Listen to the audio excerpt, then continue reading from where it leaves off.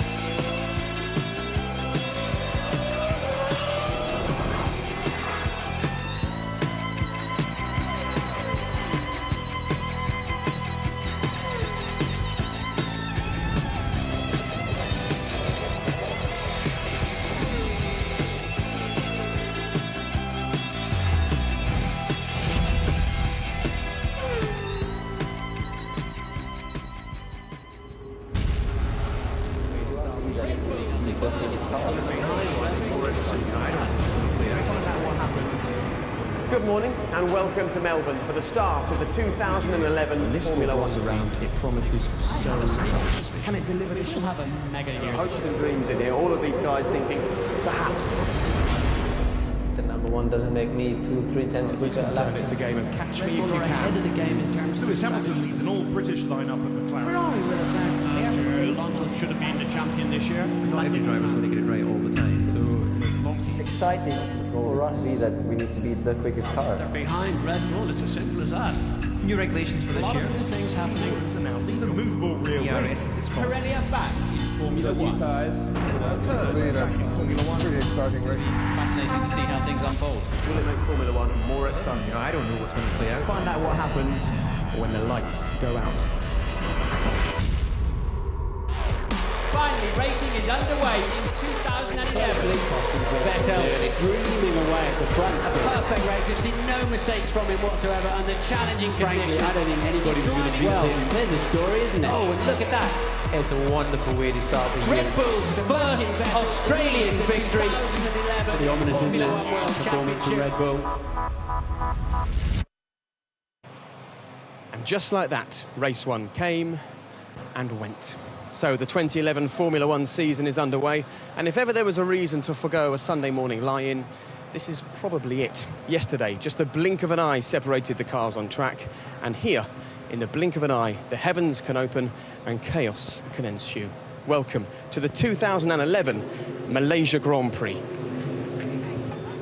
And 2 weeks after Red Bull got their title defence underway with a win in Australia, it's round two. And in case you were already thinking that the Bulls are so quick it's in the bag, just look at this season stretching out before us. In Formula One, anything can happen, and as someone once said, it usually does. Particularly here in Southeast Asia, a country where racket sports, badminton and squash are the national pastimes. However, one weekend a year, the racket is created by the engines as Formula One arrives for its annual battle with the track and the famous tropical climate.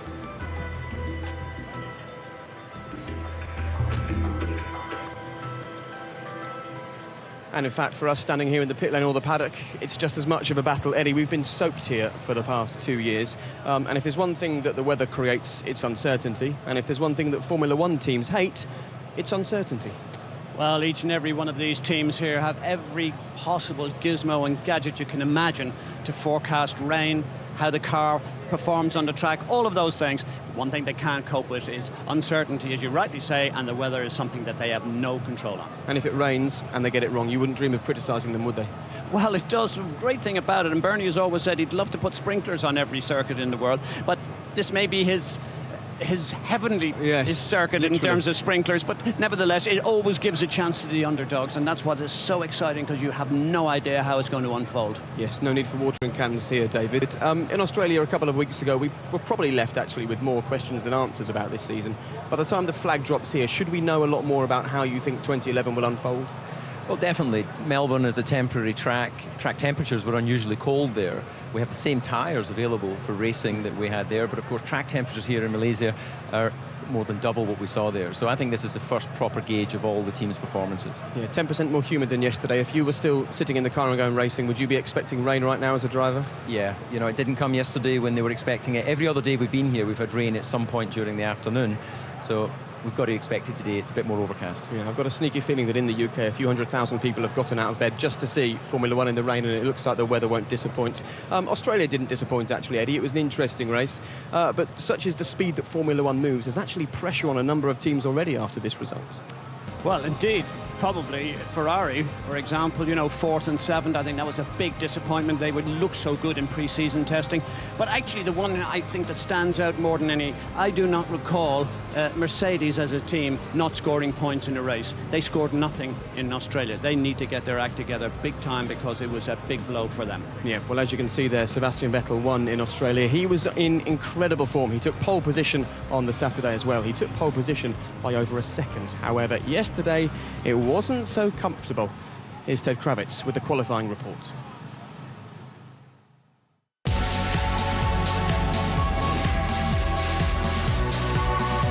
The early part of qualifying was unremarkable, except for this failure on the Toro Rosso. Sebastian Buemi's liberated sidepod making for an interesting souvenir for someone.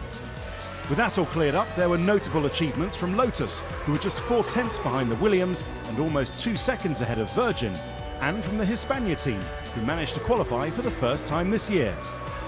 I think it's not a bad result. We had some problems yesterday, we had some problem in the morning. For sure the team has to work hard for the future. Michael Schumacher failed to make the top 10 for the second race in succession, but this time it was the car's fault. The Mercedes movable rear wing developed an aerodynamic stall when it was closed, leaving Michael with reduced rear grip. Our rear wing activations that would get stuck basically. And finally, in the final qualifying run, that's what happened. So the car wasn't, unfortunately, drivable properly anymore. Elsewhere in Q2, a good effort from Scotland's Paul di Resta, out-qualifying his teammate. Don't think we were quite as far off as we thought we were going to be. So it's a good result. But tomorrow, you know, everything's to play for, and it's a long race with tricky weather conditions forecasted. Before the final fight for pole, Q3 saw a good recovery from Renault. After this hair-raising suspension failure the day before, Vitaly Petrov and Nick Heidfeld managed to make the 3rd and 4th rows of the grid. Ferrari are suffering aerodynamic problems with their car that even they don't understand, and while Felipe Massa was only 7th, it was a massive performance from Fernando Alonso to back 5th. It's going to be a long year for Ferrari. Being 5th, I think, is the maximum again of our possibilities at the moment. The first 4 cars are unbeatable for us at the moment in qualifying. In the race, I think, is much closer. So we did our job today, knowing that we must improve. That left a thrilling final few minutes of qualifying. With Ferrari out of the picture, it was down to Red Bull and McLaren to slug it out. Jenson Button's tyres were past their best by the time he reached the last corner, and he was only 4th because of that. The balance was pretty good, but the last sector for me, I just hurt the tyres a little bit too much, and yeah, back down in P4. But it looks like it's going to be a fun scrap tomorrow. We're a lot closer to the Red Bulls than I think people expected. Mark Webber was next up, rebuilding his confidence after a disappointing weekend in Australia. You always want to be a bit further up, but disappointed on the in-lap, not to have done better, but you know, I know over time that it's a long race tomorrow, starting on the clean side, so hopefully I can do okay there. But Lewis Hamilton and Sebastian Vettel were a class apart. Hamilton was fastest on the first attempt, but made a small mistake at the penultimate corner when it mattered, opening the door to Vettel, who took pole by 1/10 of a second. Just a few metres in distance on the track, but a mile in terms of confidence, as Red Bull fight to hold back the resurgent McLarens. Yes, boys, that's what I'm talking about. Woohoo! Woohoo! Thank you, great job today. You know, the guys back in the factory and here at the track within, you know, these 10 days really, even though we are overseas, they did a, you know, monumental job on curves really, and to get it into the car and working obviously was the key today. Without it, I think we wouldn't have been in front of the McLaren drivers today, so I'm very happy. So if it looks a familiar grid, that's because it is. The same top 5 as Australia. Vettel on pole, followed by Hamilton, Webber, Button and Fernando Alonso. Nick Heidfeld's an improved 6th in the Renault, ahead of Felipe Massa's Ferrari, Vitaly Petrov in the second Renault, Nico Rosberg and Kamui Kobayashi, who completes the top 10. Michael Schumacher's ahead of the Toro Rossos and Paul di Resta, who's 14th. A lacklustre showing from Williams, just 15th and 18th for Barrichello and Maldonado. Heikki Kovalainen out-qualifies Jarno Trulli at Lotus, while Virgin and Hispania make up the back of the grid. And Ted has said that a few times in the past 12 months, haven't he? However, relief down at Hispania that they've actually made it into this race. They were within the new 107% rule in Formula One, which means they take part in the race. We'll talk about that in just a second, Eddie, but let's focus at the very front. Exactly the same front five, as Ted said, as we saw in the first race of the season, but this time, critically, Sebastian Vettel ahead of a McLaren by just a tenth of a second. What a relief, eh? Well, it is a relief, but actually I'd like to go back to where we were in Melbourne and just show you, I think if McLaren make the kind of start that they did there, they are going to be swamped going into the first corner. And I don't know if we're actually going... Here we are. Look, this is a tardy start. I think Hamilton, if he does the same thing, I know we made some change coming onto the grid. We're told that it was a clutch or something like that, but it's a much, much longer run to the first corner here, and you will have all those guys, Alonso as well as everyone else, Rosberg, they will be climbing all over the McLarens. They cannot afford to get it wrong here. And it's incredible there, look, to see the gap that Sebastian Vettel pulled out in a couple of seconds. And it's worth reminding people at home that this was the Red Bull starting a race without the kinetic energy recovery system boost button. They now have that on the car, so they're going to be even quicker off the line here. Of course they will, but actually McLaren, if they get it right, they have marginally a better boost button for the Kerr system. So who knows? I really do feel that Hamilton will want to make amends for last weekend, so don't be surprised if he leads into the first corner. And you can see that we're getting close to race time here. This is Mark Webber's bodywork being taken off its stands at the front of the garage, and the guys are going to go there and fit that, probably because we're standing here with a camera and the engine is on full show, and they're always a little bit careful in Formula One about showing too much. A quick one about the back of the grid. Happy to see 24 teams in Formula One this time? I think it's a relief. Look, let's give Hispania a little bit of a break. They came here, I think their car actually is not that bad. And for them to have got into this race was a bit of a surprise for a lot of people because they were really very, very slow. And they shouldn't have been in Australia. They were it was a shocker for them. Yeah, now the man who'll be getting into that car behind us will be keen to beat his teammate today for the first time in a while. And that's the way the old adage goes in Formula One. Before you beat the rest of the grid, you have to beat your teammate. And so far, rookie Paul de Resta from Scotland is doing just that. 2 qualifying sessions in Formula One so far, and so far he's beaten his teammate twice. It must be something in the water up in Scotland, David, hey? Well, indeed, Jake. Just down here with Paul, and the thing we're going to ask you there, of course, great debut, scoring points in your first Grand Prix, somewhat fortuitous maybe because of the Sauber issues with their wing, but nonetheless it must have been a great feeling. Yeah, definitely. You know, we got the phone call a bit later on, but I think in general we're very happy with how we'd done in Melbourne, and we knew the strength of our car was reliability, keeping clean on the first lap, which we did, and getting it to the end in a position to grab those points if it was there. We also just mentioned there that you've been in front of your more experienced teammate, Adrian Sutil. He really came of age last year after a first couple of seasons of maybe making a few mistakes. How significant is that? Is he telling any tales of traffic and issues with the car, or is that genuine form? You've got the pace on him. Well, you know, Adrian is very quick, and, you know, I'm certainly finding it hard to maintain the speed, but I am starting from the bottom. I am inexperienced. I'm trying to bounce off him and try and learn a lot. But I think yesterday was genuine. It was a very good lap I did in Q2. I built my way up. We progressed the car over the weekend, and that's what you had to do. It was best at that point, and I took advantage of it. Today, it's a long race. You know, it's going to be very hot, something new to me. But again, just do what I've been doing and try and work my way up rather than starting from the top. Oh well, you've probably taken on plenty of fluid for this hot humidity, but we wish you luck in the race. Jake. Great, thanks a lot, guys. Well, Paul says there that he's starting from the bottom. He doesn't look like he's starting from the bottom. I think he's trying to play himself very nicely in there. I mean, you know, he's not overplaying the situation. He has done a remarkable job. What, six years since he drove a single-seater? Yeah. Yes, he is the current DTM champion. He looks a real class act, as indeed the other couple of guys who are certainly Perez and Maldonado. They look good. I think this is the first time we've seen 3 rookies that are really well capable of scoring points on a regular basis. Okay, good. Let's take a walk so you can see plenty of the pit lane here, and good luck to Paul de Resta. Keep your eye on him. He starts 14th for today's Grand Prix. But let's make our way down to Ferrari, Eddie, and while we do that, talk about Fernando Alonso. He starts 5th on the grid for today's race. He said that pretty much that's the best he could have achieved with this car. Now, we all thought coming into this season that Ferrari were the second best team in Formula One behind Red Bull based on pre-season testing. Between there and here, what on earth has happened? Well, firstly, they must have rested on their laurels because they clearly were good. Now, unless they were sandbagging in a negative way, in other words, making the car look quicker than it actually was, which is probably of no value to anyone. So let's assume that they had a quick car in pre-season testing. Whatever has happened, when it got on that freighter and it's up in the sky on that jumbo coming here and going to Australia, they've lost a significant performance. They look poor. It's just not the Ferrari that we're used to. They've put new people in place. Pat Fry's come from McLaren. We haven't seen anything coming from him yet to make us inspired that this car is actually going to be a great car. OK, well, the car that you can see on your screens at the moment isn't really the car that Ferrari dreamt about over the winter, but the man driving it is exactly who the team were after. Last year was so nearly the perfect season for Fernando Alonso. As he told Lee McKenzie, it's time to start making the most of 2011.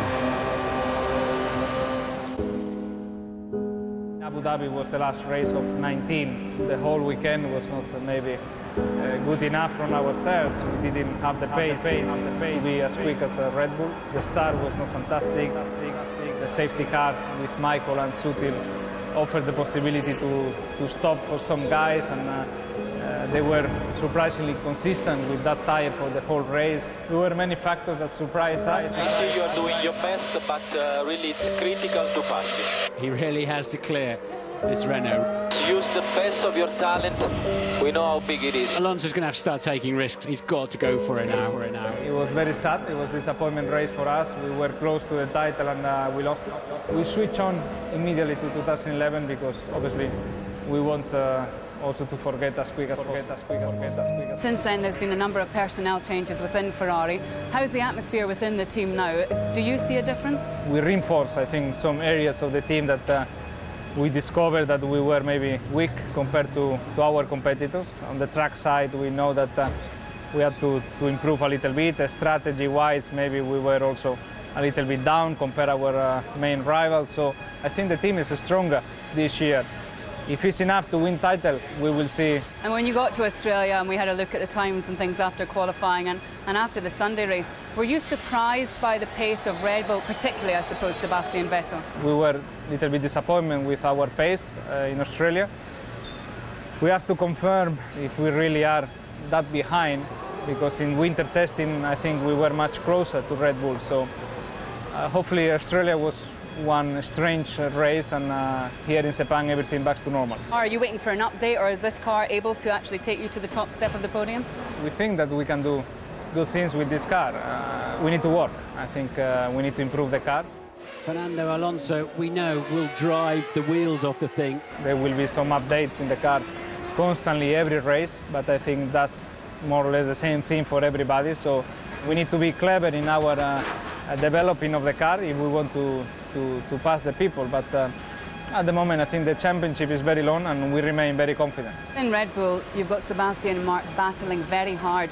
Does that spur a driver on? Would you rather be sitting beside a teammate that was maybe just, you know, fractions of a second off you? It's true that we saw some fights and some close competition with McLaren drivers and Red Bull last year, but also I think here with Felipe everything were much closer than the final standings says. I think Felipe had been very unlucky with some occasions last year, and he lost a lot of points. Also in Australia, he was in front of me in the race, and then he had some problems with the strategy. So I think there is a much closer competition in Ferrari than what the people think outside. You've won here a couple of times, but this is a track and a climate that demands so much from a driver, physically and mentally. So why do you think you adapt to it so well?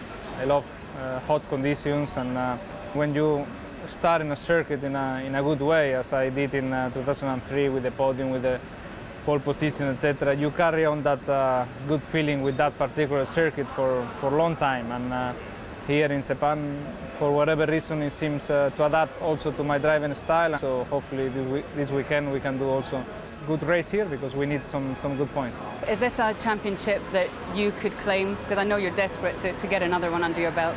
We are Ferrari. People expect a lot from us. That's a good motivation, but that's also extra pressure for everybody. We need to be calm, we need to do our job, and I think fighting with McLaren, fighting with Red Bull is not easy at all, and that's also a nice challenge for everyone here.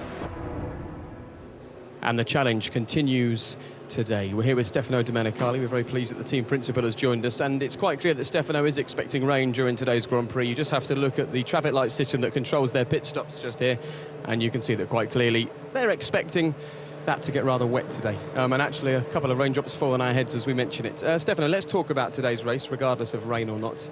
In pre-season testing, we were all saying, well done Ferrari, they've created a special car, they look like the second quickest team, and some of that speed from testing to here does seem to have evaporated. Are you scratching your heads a bit within the team at the moment? Well, I think it's not a matter of scratching, it's a matter of finding what we should have and what we need to bring very quickly back on the track. Because for sure, I heard just the last part of the interview with Fernando. The champion is very long. We don't have to get the extra pressure. We need to recover what we already have on the wind tunnel, and we don't have it here at the moment. And on top, to try to achieve what it seems at the moment that Red Bull and McLaren has done better. So it's an extra motivation. That's the way to look at the situation now. The other things will not help the team to be where it should be. Okay, well, David's noticed something that you think is perhaps relevant to Ferrari's lack of speed at the moment. Well, indeed, we were able to see during qualifying the relative lines of the McLaren of Lewis Hamilton and then Fernando Alonso, and it's very telling through 5 and 6, which are two of the fastest corners here. And if we just listen to the engine note of Lewis, almost absolutely flat, and if we compare that with Fernando, he gets wider through this first left-hander, and then listen in the middle of 6.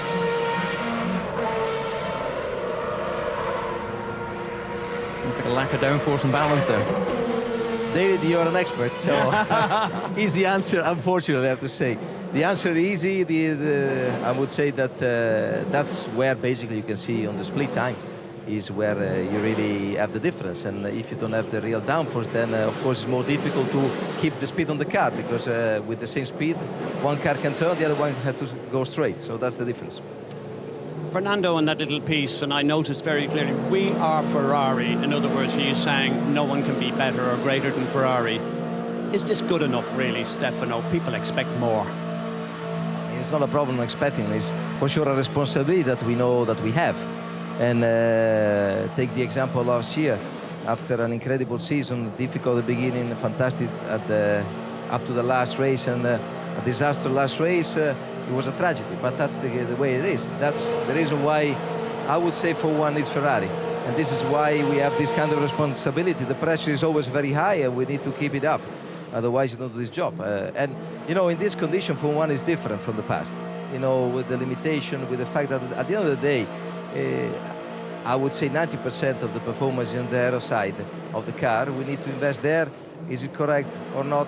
In respect of what is the future of Formula 1, in respect of what the manufacturer wants in Formula 1. I think this is a point that we maybe discuss for the future. It will be very important. Well, your direct future is the next couple of races, China and Turkey. The stories that we've been hearing is that what you're being told by your information back at your base isn't the same as the times that the car is performing on the track. So I guess that's something for you to focus on. But in terms of the car, what can we expect to see on the car maybe in China or in Turkey for you to make this quicker? Because you've got plenty of Ferrari fans in the UK that are keen to know.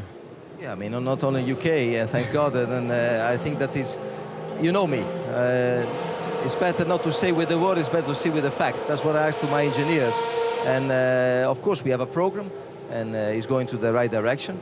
And first step is to find back what we should have, and then to push in a better way what we should bring in order to close the gap that at the moment is quite important. But as I said, we have done only one race. Okay, indeed we have, and very shortly we'll be doing 2.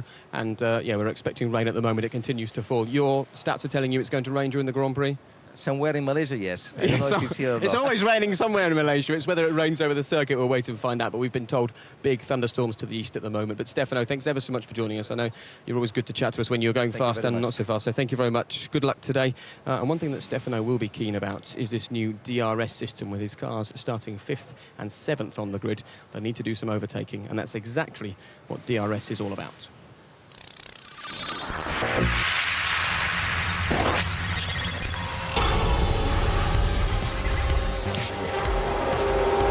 You'll hear us talk a lot this year about DRS, or the drag reduction system. It's basically a driver adjustable rear wing.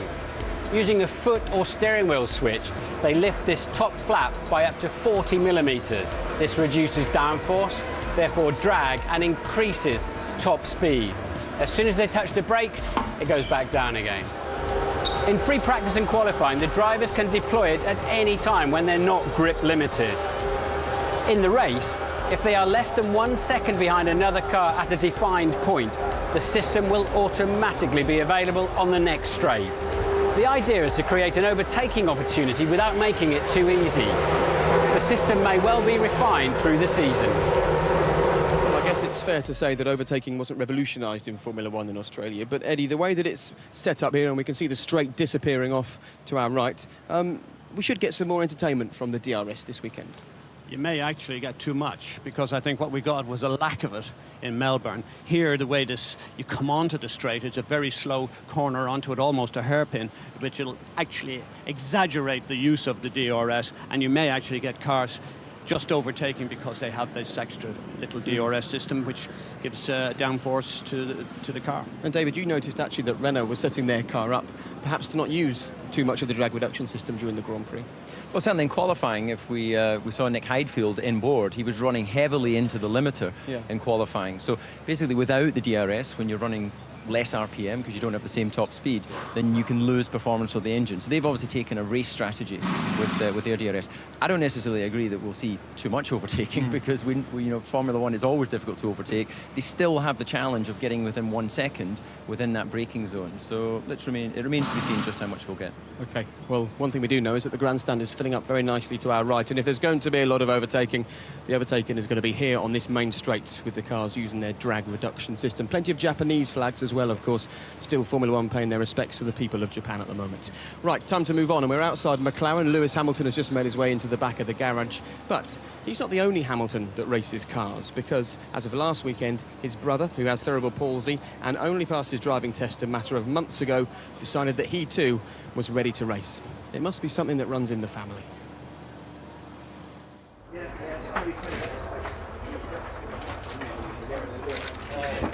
4 months ago, sitting at home thinking, I'd love to race.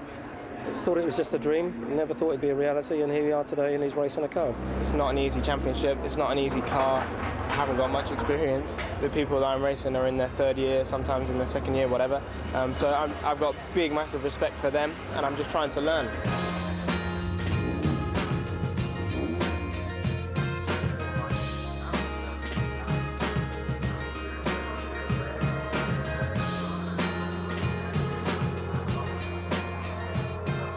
I'm ecstatic, I think he did a fantastic job, and it's been a very interesting experience for me. I've obviously been to many races throughout my life, but not to support anyone in the family, and particularly my brother, who I'm very close to. I'm just incredibly proud, and I was just smiling the whole way through the race.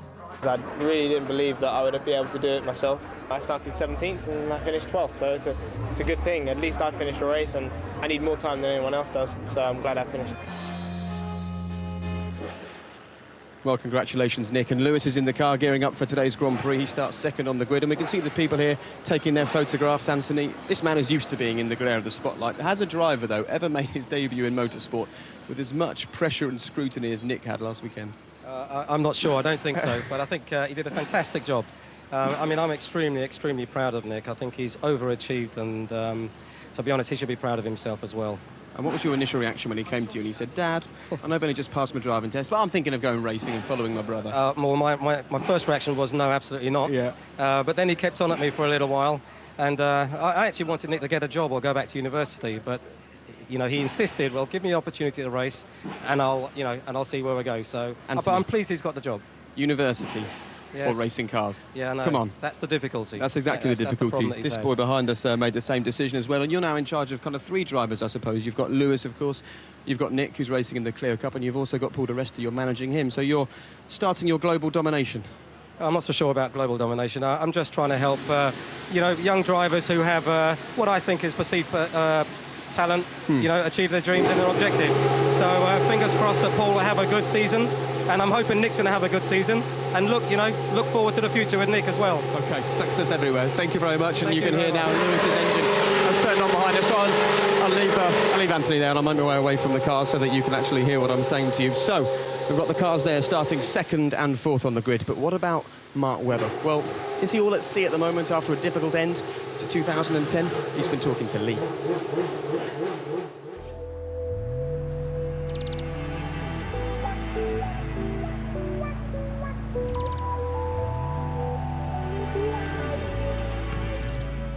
Well, Mark, what a stunning location. This must be a fantastic place just to come, relax, clear your head, do a bit of exercise. Yeah, enjoy the ocean here. I mean, it's a lot of memories for me growing up in this sort of environment anyway. So, you know, we lived about an hour and a half from the coast in Queanbeyan, but we'd always go down to the ocean. And yeah, back then I'd have my little Speedos on. Mum banged them on me when I was about 11, and love the sun, love being in the outdoors. And so, yeah, I enjoy coming here in between races.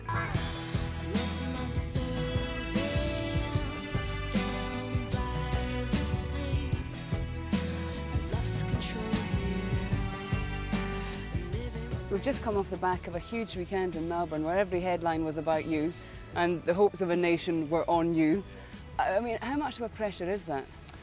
It's a bizarre week really, because obviously they go, you know, ballistic for probably 4 or 5 days of the year, and then there's a sort of lukewarm interest for the rest of the year. Obviously last year was a bit different because of you know, the championship going to the last race, but it's a busy week. Webber's got no pace at the moment at all. I think Mark will be massively frustrated. Only 5th here in his home Grand Prix. I think he's going to be pretty despondent with that. After the race, there was things which indicated that the car wasn't completely normal. Certainly hoping and looking to make sure that's my worst performance of the year in terms of pace, because just has to be.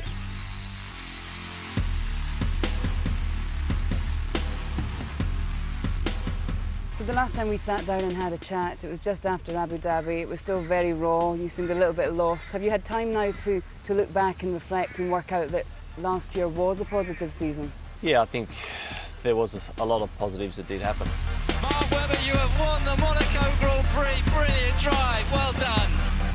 Unbelievable, guys. Thanks very much. Brilliant. Of course, it was very, very disappointing not to have won the championship. I was so close, but yet so far. It's the old thing. At the end of the day, didn't get enough points and didn't win enough races, and didn't happen. But I think that the victories that I had, obviously the amount of podiums, and even for that matter, I mean, you never like finishing second, but some of the second places. I mean, Brazil and Suzuka, obviously Seb and I pushing each other pretty hard in those races, and they were still good car races to be involved in. Do you feel that in comparison to this time last year that you're a stronger driver, either physically or psychologically, after everything that you went through on last season? I think that it can only help. Having had a year like that I went through, of course it takes a time and some reflection to get over that. Obviously, you know, the highs and lows, that's completely normal for a sportsman to go through those. So if it doesn't make you stronger, I'd be surprised. For sure, physically, fine. Mentally, yeah, you go through some tough challenges, and then you have to put those in the top pocket and think, okay, how do you use those to your advantage as a competitor this year? So yeah, maybe even last year would have been completely, you know, really, really shattered and mortified about, you know, what happened in Melbourne this year. But it's okay, there's the experience. Even at 34, you continue to learn, okay, how to deal with it, work with the guys, and, you know, chip along. So you never stop learning. Indeed you don't, even in your 30s. So the pit lane is open, less than half an hour to go now until today's Grand Prix. Mark Webber, physically, he says he's in great shape. Is he still mentally recovering? Oh, beyond doubt, I'm quite certain. Mind games, you know, you just can't admit all of what went on towards the end of last year and just forget about it. I'm sure he has sleepless nights to this moment and will continue to do so, but it depends on how he's able to cope with it. 7 races in a row he's been out-qualified by his teammate. Just give us an insight into mentally how difficult that is to keep your morale up. Well, I think I was out-qualified more consecutively than my teammates, but it's tough because you go out, you deliver your lap time, you think, right, that was a great lap. You come in and your teammate goes a 10th quicker. And then you know that you've already felt that was your best lap. So how do you find that little bit extra? It's the difference between winning the championship and not winning the championship, and it's the thing that Mark needs to overcome. Can you allow self-doubt? I think that self-doubt is something that helps you gauge, you know, where you are and how you go forward. So, you know, this isn't about bravado. This isn't about no fear. You need fear to focus the mind. OK, well, the question is Christian Horner fearful of what might happen today if his 2 cars come too close to each other? We've seen it in the past. What's he expecting from today's Grand Prix? He's with Lee McKenzie. Well, Christian, not long to go now, and I understand this is the first time that Red Bull have used cars in a race situation. So do you have any nerves about that before we start? No, not really. I mean, the system's run well in practice and in the testing we've done with it. So, you know, it's earned its place on the car, and it's important that we have it operational here. So big effort's gone into it, and, you know, so far so good.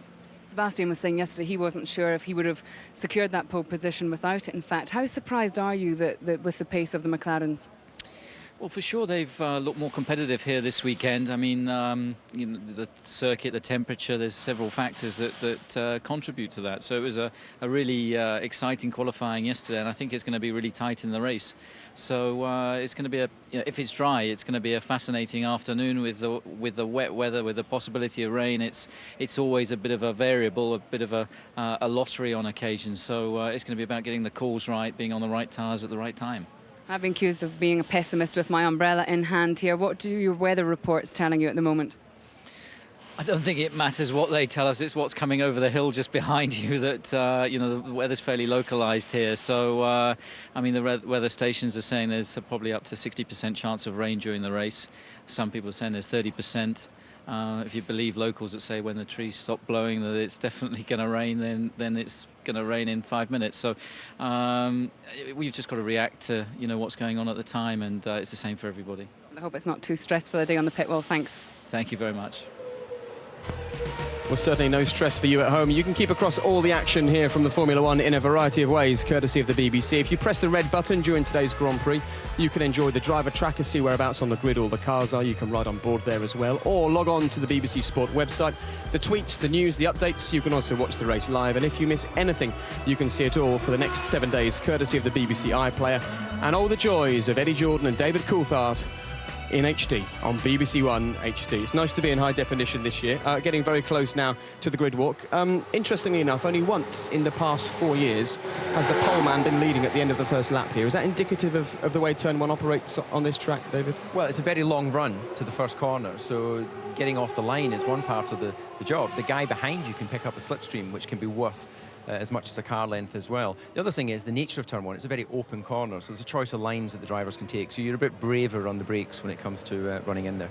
And having just seen Mark Webber, he starts third, his teammate starts first. If we go back precisely 1 year, Mark Webber started first, Sebastian Vettel started third, and took his teammate and went on to take the win, and Red Bull finished with a 1-2. So I imagine that might be on his mind right now. Well, just my guess, and we're all in fantasy land here at the moment. I still would prefer to be on the pole position. The way young Vettel started in Melbourne, I think he means double business this year, and it'll be hard for anyone to take him into the first corner.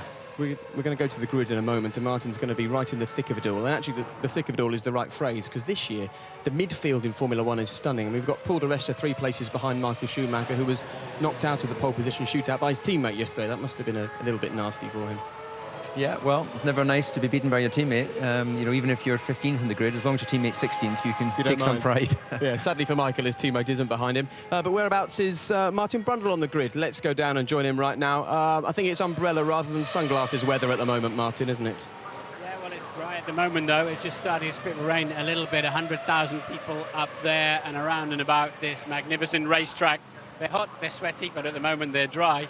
And under this 0.8 of a mile grandstand that runs down the last two straights, this lot at least should remain so. Now, you know, when you first have a new baby or you're going for a picnic, the clobber you have to put in the car when you're heading off anywhere. Well, look at what Force India have brought to the grid for to service the car of Paul di Resta. Now, the first thing we notice, there are a lot more tyres here, of course. They need an option should it suddenly bucket down, and well, drizzle is not a word I would imagine translates in Malaysia, because it only rains in steer rods or not at all. Paul di Resta has just jumped out of his car, so we'll try not to hit him with the camera and find out. How's the track out there, Paul? Yeah, it doesn't seem too bad. I mean, there's just a lot of system checks on those installs there. Just getting everything charged, all your cars ready to get off the line, which hopefully we can use like we did in Melbourne. So your outlap is about getting that system fully charged up then? Yeah, it's just about understanding it and seeing what you can do at the start. You know, we're just trying to simulate as much as we can. hopefully the weather will hold off, because I think in a dry start our car system seems to help us a bit more than others. Now you've got 2 sets of the harder tyre, compound tyre available, and 1 set of the brand new soft compound tyres. You've got good straight line speed. You must be pretty confident. Yeah, I think we can be. Our tyre deg was a bit more than we would have hoped for the other day, but our qualifying strategy was to save a new set of the option to try and use it to our advantage in the race. We do have 2 sets of the prime. It's really just dependent on how we see them lasting and where we see ourselves mid part of the race, what strategy we choose. We have a few defaults. Now, have you watched some starts here on the video just to see the traffic pattern? There's a long run down there, isn't it? I had a bit of an idea. I spoke to DC, the fellow Scot. He's been giving me a few pointers. Yeah, I mean, I think turn 1 isn't too much of the issue. It's turn 2. But, you know, as I say, there's not too much you can predict. It changes every year. I think it's just about keeping your nose clean and seeing where you are after the launch. One quick one. This is race 2. Are you somewhat less nervous than 2 weeks ago? In some ways, yes. In some ways, no. I know this one physically is going to be much more demanding. So I'm interested to see how the hard work I've put in over the winter is going to hold up. But in terms of the way the strategy works, yes. And we just see what we can do from what we have. All right, good stuff. Good luck. So top rookie on the grid then. And as I say, there's plenty of... Look at the dry ice here that they've got, that they blow into the radiator ducts to keep they want to get the core temperature of the car down as much as they can while it's sitting here on the dummy grid, as it were.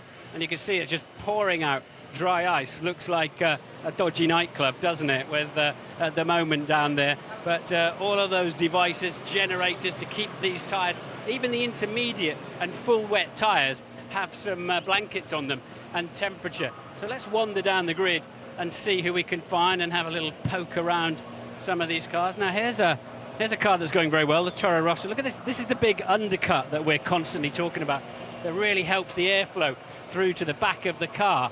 It's just a work of art. It's beautiful, isn't it? And this car is really working well.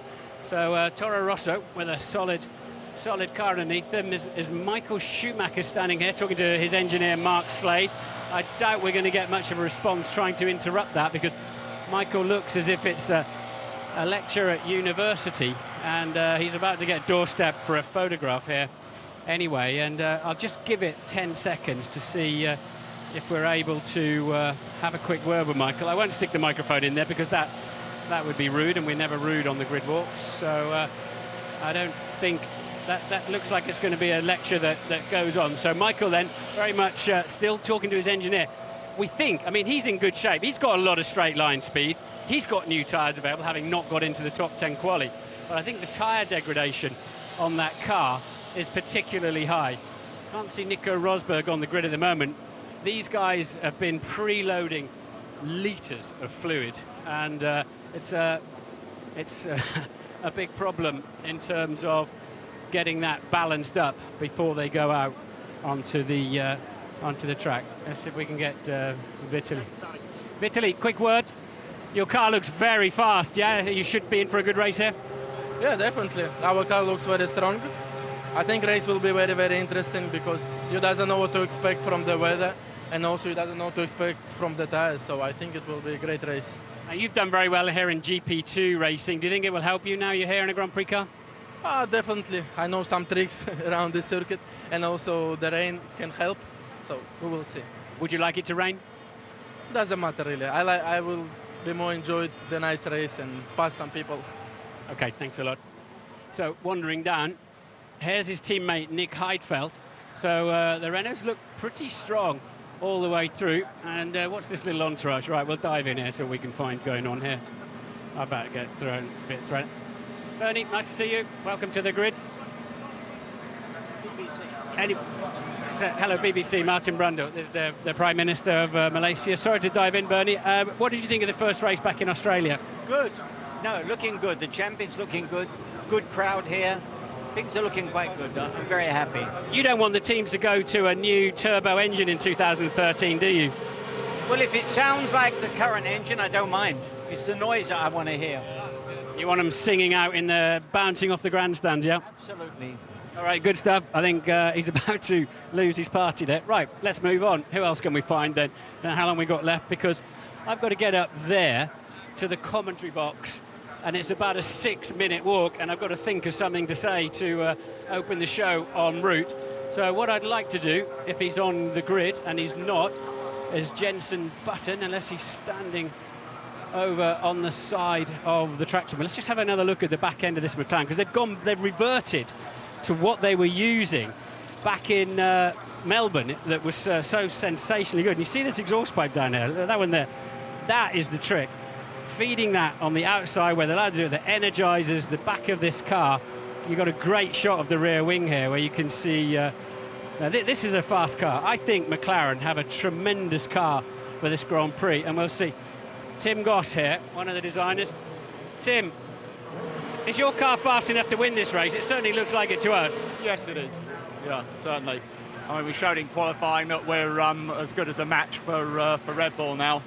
Very, very close in qualifying. I think if Lewis had pulled out perfect lap, then he could have matched Vettel's time. So race pace, I think if you look at the Friday race pace, then two of us were pretty equivalent.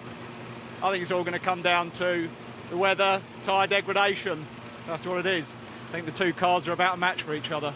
There are 4 cars on this grid that don't want it to rain, I'd imagine. You two and the Red Bulls.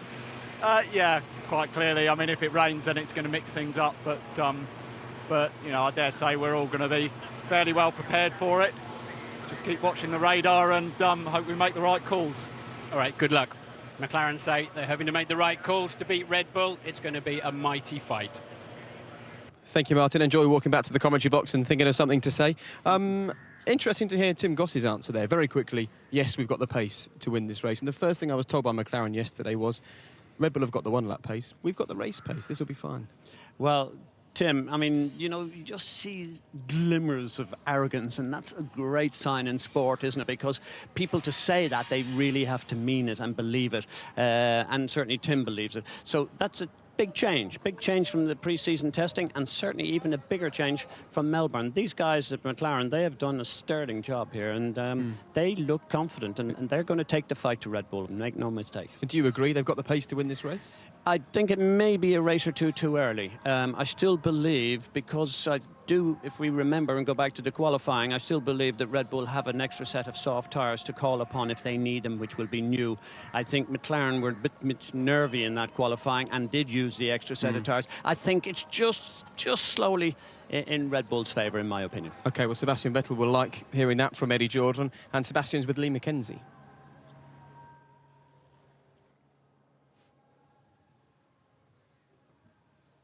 I guess just went to the And just as we heard him, we lost him. We'll try and get you Sebastian Vettel in just a moment. But even seeing him walking there with Lee, he is such a confident young guy in Formula One at the moment. And that's what comes from pole position after pole position, win after win.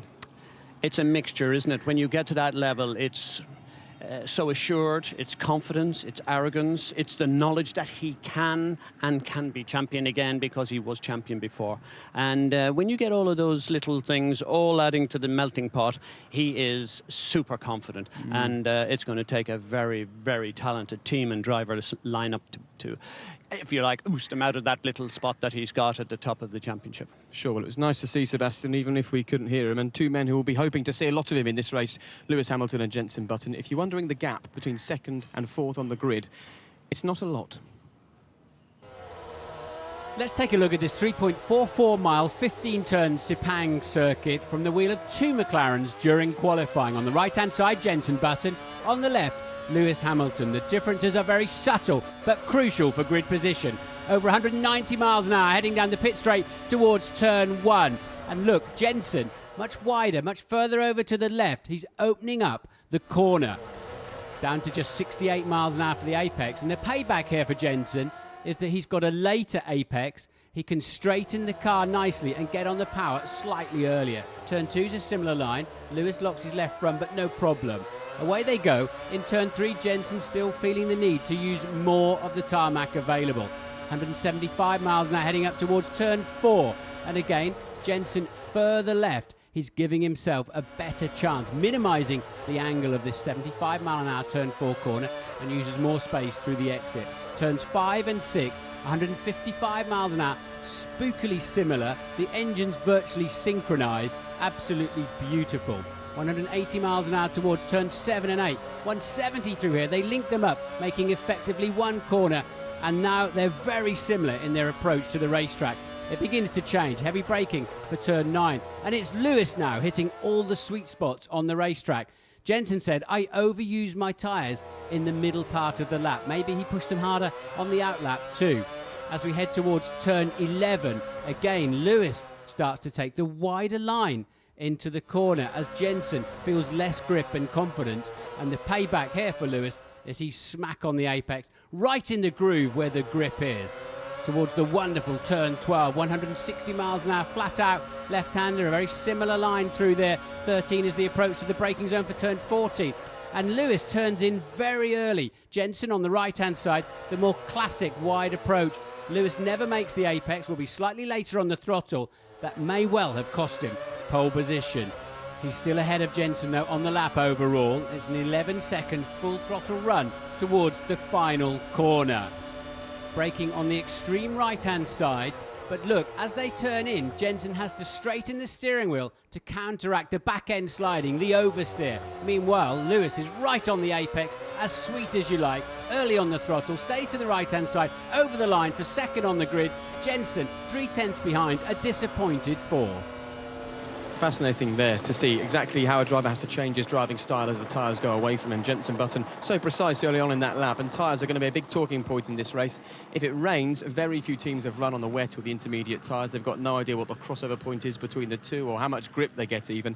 However, if they stay on the slick tyres, on the hard or the soft tyres, it's going to be equally confusing for them. Now, Eddie, explain what you've got in that very nice coffee cup there. Well, first of all, it's not a cup of coffee. It is, in fact, the marbles. Everybody talks about the marbles, and we'll give you an idea. This was easy. This was a bucket and spade. We just went out to a car and swept up a few of these things. These are big chunks of parts of the tyre. The tyre, just as a matter of interest, Jake, it's made up of the construction, which is the sidewall, and then the compound, which is the actual thing that touches the ground. The tyres, these tyres, I believe, were so soft that they just threw pieces off, because when the contact and they want to grip, pieces of tyres fly off. Hence why drivers hate driving over the marbles. So a nice clean run is where they want to be on the track. What they've actually done here is changed pole position from the left of the grid to the right to avoid the man on pole having to start on top of marbles. What's it like when a driver goes offline? Because we all want to see overtaking in Formula One, and when they go offline, they go straight onto this. What's the reaction that the car has? It's a similar, you never know. You have a drying track, for example, which is the track, we'll say in a rain situation, where a track is drying. It's exactly the same. The quick car is on the dryish line, and when he goes offline, it's wetter, less grip, more instability. It's exactly the same, and this is what it creates. And we're expecting the soft tyres to last sort of 8 or 10 laps, somewhere in that region. How important is it for the drivers when they start today's race, which is just a matter of minutes away now, to be conservative on those tyres, to give them the opportunity to push when they need to and last a bit longer? Well, they're not going to think about that in the first couple of laps, because they will be pushing so hard for position, so they will absolutely kill the tyres at the first couple of laps. That's the last thing in their mind. They think about track position. When they calm down, then they will think about conserving and making sure they don't put too much heat into the tyres, because heat is a killer for these tyres, and hence that's why you've got so much of these marbles around the place. Heat and speed and timing, they don't match. OK, well, let's have a look at what's happening then, not here in the paddock, but out around all the rest of the grid. So there's the track, and you can see actually, Eddie, just how hazy it is there. What's quite important is to remind people that it's an awful lot cooler here today than it was yesterday, and here in Malaysia, as we feel small drops of rain on our hands and on our heads, it's indicative of rain, isn't it? It is, and look, you can see, I shudder to think what we're going to be in here in a couple of minutes' time, but as of we've seen this cloud for the last half an hour, and we've been expecting it for a half an hour, and it hasn't come. Let's hope we can be that lucky and it'll just stay up there and avoid us for once. Yeah, it's going to be an exciting race if it doesn't rain. It's going to be unpredictable if it does. Just explain the thinking of the smaller teams on a day like this. They'll be praying for rain. Absolutely, there's no better little ingredient to mix the old pot up, and they will be hoping, because the big teams, they can't analyse this, they haven't got the guarantee of it, and they are scrambling around as much as anyone else. And for the smaller team at the back, they should go in a different strategy to those at the front. OK, and you're on pole position in a Grand Prix, and you have to speak to the Malaysian Prime Minister, talk about not being able to get your head in gear. Very quickly, one-word answer, give us a winner for the Malaysia Grand Prix. I think it'll be the same as... one word, sorry, I have to give you that. Vettel. I should have remembered that you and one word don't go hand in hand. OK, Eddie, thank you very much. So, no rain at the moment, but just to reiterate, as Paul Hembry from Pirelli Tyres chats to Christian Horner, rain expected perhaps within the next 10 minutes, but not in the next few minutes. OK, time to join Martin and David for race 2 of the 2011 season. And as ever, when Formula 1 comes to town, the focus is on the cars and the focus is on what's above them.